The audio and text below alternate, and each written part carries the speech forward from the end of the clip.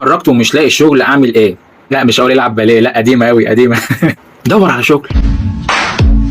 حياتي بقت اجمل بكتير، انا حسيت فعلا. انت على فكره اتخرجت ومش لاقي شغل اعمل ايه؟ انت شفت كده كان في فيديوهات بتنزل على تيك توك من فتره، كان يجيب لك مثلا واحد قاعد بيذاكر في كافيه، والراجل اللي هو العامل اللي هو الويتر اللي نزل له الطلب، تمام، قال له ده انت في كليه هندسه؟ قال له اه. قال له طب لو احتجت حاجه ابقى انده لي وابقى اجي احلها لك او اشرحها لك، حاجه زي كده.